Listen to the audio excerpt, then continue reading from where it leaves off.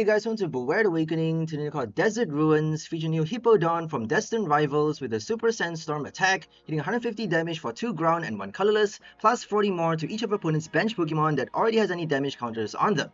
While playing this card with our Dusclops and Dusknoir for the ping with the Curse Blast ability, along with the new Team Rocket's Venture Bomb and Munkidori for more targeted damage counter placement. You gotta make sure not to do any knockouts with your Dusknoir or Dusclops ability though, unless you already have more prize cards remaining than your opponent, so they get to play on the counter condition with your reversal energy for Hippowdon. Next, we have 1 Grand Tree, 1 TM Evolution, and 2 Rare Candy to help our Pokemon evolve fast, 1 Cleffa with our regular supporters for the draw support, 1 Minior as an emergency attacker, moving itself to the active spot from our bench with this Far-Flying Meteor ability each time you attach an energy card from your hand onto this Pokemon. 1 Shaymin for the bench barrier, 1 counter catcher, 1 Night Stretcher, 1 TM Devo for the multi-prize KO, 1 Hawlucha for the bonus damage counter drop with 2 Luminous and 1 basic darkness for Munkidori. So that's all for the deck list. Now let's go for some gameplay and see how well this deck works. Okay, let's go for our first game with Desert Ruins. Got the new Hippo. First ever Hippowdon that's actually any good. I think there was quite a cool Hippowdon back in the theme deck. For Sun and Moon, I can't remember. Sword and Shield doesn't really have. So it's actually pretty cool that they are bringing back Hippowdon and making it powerful this time. You know? Actually playable for standard. Which is saying a lot. So they're actually doing King Gambit. We're up against an Arboliva EX deck that plays on King Gambit for the straight KO. If your opponent has 4 more damage counters on it, you get to knock out their active Pokemon, right? Obviously, everyone loves that card.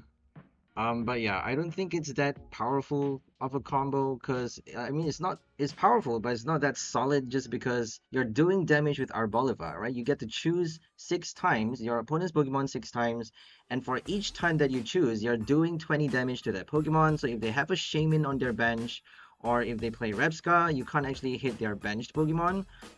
So I feel like the only way to play Arboliva is to somehow get rid of their Shaymin by doing Frostlass or Dusknoir. Like, there's no other option for spread decks, honestly.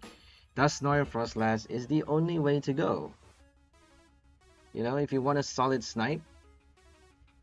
So we're choosing Dusknoir for our snipe strategy. We're actually doing snipe as well, but a kind of more holistic 1 prize spread deck. As opposed to an EX, a stage 2 EX. We need a lot of energies though, that's why we're playing on reversal. And we're not doing any basic fighting, no basic ground energy for this deck, 0 copies.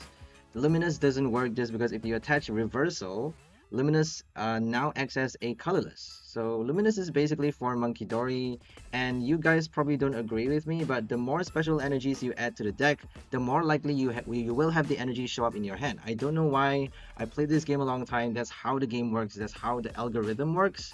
In real life, I'm pretty sure that doesn't affect anything. So in real life, if I'm building a real deck, I would probably add maybe 1 Luminous and 2 basic darkness. But then you get to attack with the Munkidori as well if you have Luminous.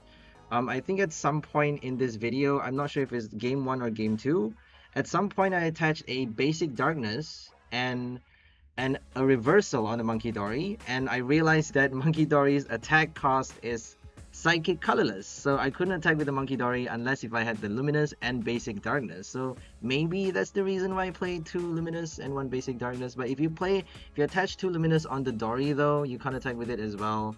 So it's hard to say, you know, if we have the room to add 1 more basic darkness, I would. Alright, so back to the game. I think now it's their turn. So we did an early KO with our Dusclops just because, you know, it actually sets them back if we do the knockout that way. Normally, if you're doing a spread deck, you should not be, if you're playing on reversal, my bad, if you're trying to play on the counter move, like doing counter gain or counter catcher, whatever, if you're trying to have more prize cards than your opponent, if you want to use that effect, you have to make sure not to do a knockout with your Curse Blast ability, either with Dusknoir or Dusclops. If you knock yourself out and then collect a prize card, then you would essentially have the same number of prize cards as your opponent, and you can no longer play on the counter condition. So gotta be careful with that, you know? Have to be very precise with your reversal decks. Alright, they got Ultra Ball for a basic. They are benching the Smoliv. And they got free retreat on the Dunsparce. Because it's only 60 HP, it's the old one. I don't normally prefer or recommend playing this Dunsparce though, just because Dragapult is, you know, still wreaking havoc in the current meta. Even with Clefairy EX, you would think Dragapult is no longer top tier. I mean, any deck can run one or two copies of the Clefairy with a Luminous or basic Psychic. You can even add counter gain and then do a surprise KO with your Clefairy. I mean, a one-off is always a good tech, right? Clefairy EX is definitely a very powerful tech against Dragon meta like Raging Bolt as well. Especially if they need a lot of bench supports. Even if they don't though, if they have only 2 bench Pokemon, I think it's enough for you to do an OHKO. Because you're doing is 20 plus, right, if I'm not mistaken. So 20 plus 7 times 20, that's like 160 times 2 for the weakness. So that would be 320, enough to kill off the Dragapult EX. Not sure about any other stage 2 Dragon EXs though. Like Dragonite has 330 HP, so they might need one more. You might need them to bench another Pokemon with your accompanying Flute or Ribombee, but I don't think those are good tech cards. So yeah, normally people would have like at least 3 Pokemons on their bench though, so I wouldn't be too worried about that. You can even do like Black Belt's Training, Kieran, or Defiance Ban, Vitality to add that extra few damage while hitting the weakness, you know, for an OHKO. But yeah, Garchomp EX is also dominating as top tier, which is refreshing.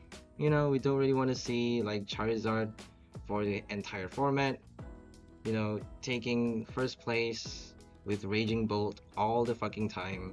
Nobody wants that.